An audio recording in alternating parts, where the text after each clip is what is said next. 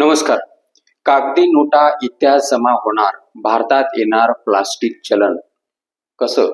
तुमच्या पाकिटात असलेली 10ची, 20ची, 50ची आणि 100ची नोट काही वर्षांनी पूर्णपणे बदललेली दिसली तर?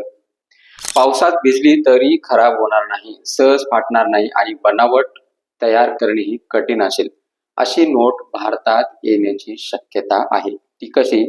2 मिनिटात पाहू. होय, आरबीआय आता कागदी नोटाऐवजी प्लास्टिक अर्थात पॉलिमर नोटा आणण्याच्या तयारीत असल्याची माहिती समोर येते. त्यामुळे कागदी नोटा हा शब्द प्रयोगच भविष्यात इतिहास जमा होणार की काय असा प्रश्न आहे.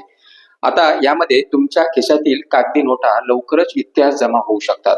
कारण रिझर्व्ह बँक ऑफ इंडिया म्हणजेच आरबीआय आता प्लास्टिक अर्थात पॉलिमर नोटा आणण्याच्या दिशेने पाऊल उचलत आहे, अशी माहिती आता समोर येताना दिसते. सूत्राच्या माहितीनुसार 10 आणि 20च्या नोटापासून पायलट प्रकल्प सुरू करण्याचा विचार आरबीआयच्या स्तरावरती सुरू आहे. अलीकडील बोर्ड बैठकीत याबाबत चर्चा झाल्याचे सांगितलं जाते. आता प्रश्न पडतो, पॉलिमर नोटा म्हणजे नेमकं काय? या नोटा विशेष प्रकारच्या प्लास्टिक पासून तयार केल्या जातात. पारंपरिक कागदी नोटाच्या तुलनेत ह्या अधिक मजबूत असतात, अधिक सुरक्षित असतात आणि अधिक काळ टिकण्याच्या स्थितीत असतात. त्या सहज फाटत नाहीत, पाण्यामुळे खराब होत नाहीत आणि त्याच्यावरती धूळ मळही कमी साचतो. विशेष म्हणजे ऑस्ट्रेलिया, कॅनडा, ब्रिटन, न्यूझीलंड आणि सिंगापूर सारख्या अनेक देशांमध्ये या नोटा यशस्वीपणे वापरल्या जात आहेत. मग आरबीआयला याची गरज का वाटते, हा तुमच्या मनामध्ये प्रश्न आला असेल, बरोबर? भारतामध्ये 10 आणि 20च्या नोटा सर्वाधिक वापरल्या जातात. यामुळे त्या लवकरच खराब होतात आणि दरवर्षी मोठ्या प्रमाणावरती नवीन नोटा छापावे लागतात.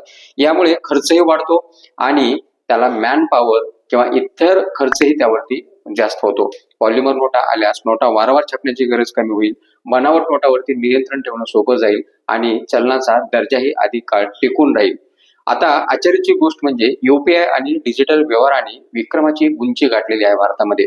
भारतामध्ये रोख पैशाचं महत्व अजून कायम असलं तरी युपीआय पण मोठ्या प्रमाणामध्ये वापरलं जातं. ग्रामीण भाग, छोटे व्यावसायिक, बाजारपेठ आणि दैनंदिन व्यवहारामध्ये कॅशचा वापर बराच मोठ्या प्रमाणामध्ये आताही भारतामध्ये होतो. सध्या आरबीआय कडून याबाबत कोणतीही अधिकृत घोषणा करण्यात आलेली नाही. मात्र आर्थिक क्षेत्रात या चर्चेला एक चांगली उत्सुकता निर्माण झाली आणि या चर्चेचं आर्थिक स्थिती म्हणजे चर्चा होते.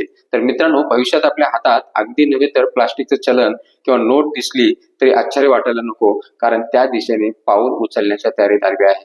तुमचं मत काय? प्लास्टिक नोटा भारतासाठी फायदेशीर असतील का? नक्की कमेंटमध्ये कमेंट करून सांगा. जय हिंद, जय महाराष्ट्र.